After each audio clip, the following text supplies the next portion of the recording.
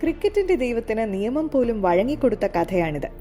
Cricket മൈതാനത്ത് ബൗണ്ടറികൾ അടിച്ചുകൂട്ടിയ സച്ചിൻ ടെണ്ടുൽക്കർ നികുതി നിയമങ്ങളുടെ ഗ്രൗണ്ടിൽ കളിച്ച റിവേഴ്സ് സ്വീപ്പ് കണ്ട് സാമ്പത്തിക ലോകം അമ്പരന്നു. റിസൾട്ടോ 58 ലക്ഷം രൂപയുടെ നികുതി ഇളവും. കഥ നടക്കുന്നത് 2002-2003 കാലഘട്ടത്തിലാണ്. പെപ്സി, വിസ പോലുള്ള വലിയ ബ്രാൻഡുകളുടെ പരസ്യങ്ങളിൽ അഭിനയിച്ചതിലൂടെ സച്ചിന് വിദേശത്തു നിന്ന് കിട്ടിയത് ഏകദേശം 6 കോടി രൂപ. നികുതി അടയ്ക്കേണ്ട സമയം വന്നപ്പോൾ സച്ചിൻ ഒരു ഐഡിയ ഇട്ടു. ആദായ നികുതി വകുപ്പിനോട് സച്ചിൻ പറഞ്ഞു, ഈ പരസ്യ വരുമാനം കിട്ടിയത് നടൻ എന്ന നിലയിലാണ്. എന്തിനാണ് സച്ചിൻ അങ്ങനെ പറഞ്ഞത്?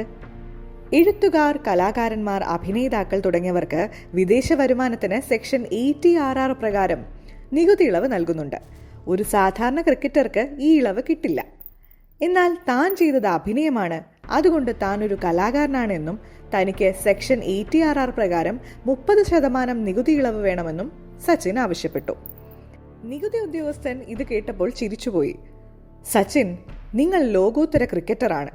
നിങ്ങളുടെ ഈ അഭിനയം ക്രിക്കറ്റിന്റെ അനുബന്ധമായി മാത്രമേ കാണാൻ കഴിയൂ. നികുതി ഇളവ് തരില്ല. ഉദ്യോഗസ്ഥൻ ഉറച്ചു നിന്നു.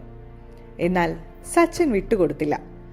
ഞാൻ ഈ പരസ്യത്തിൽ അഭിനയിച്ചപ്പോൾ ബാറ്റ് ചെയ്തില്ലല്ലോ, ഞാൻ മോഡൽ ചെയ്യുകയായിരുന്നു, അതുകൊണ്ട് ഞാൻ നടൻ തന്നെയാണ് എന്നായിരുന്നു സച്ചിന്റെ നിലപാട്.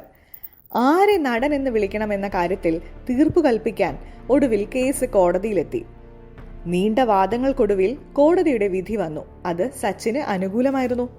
കോടതി പറഞ്ഞത് ഇങ്ങനെ: ഭാവനയും സർഗാത്മകതയും ഉപയോഗിക്കുന്ന ഏതു ജോലിയും കലാകാരന്റെ നിർവചനത്തിൽ വരും. TV പരസ്യങ്ങൾ ഇതിന് യോഗ്യമാണ്. സച്ചിന് ഒരേ സമയം ക്രിക്കറ്റർ എന്ന ജോലിയും നടൻ എന്ന ജോലിയും ഉണ്ടാകാം. പരസ്യ വരുമാനം അഭിനയത്തിൽ നിന്നുള്ളതാണ്.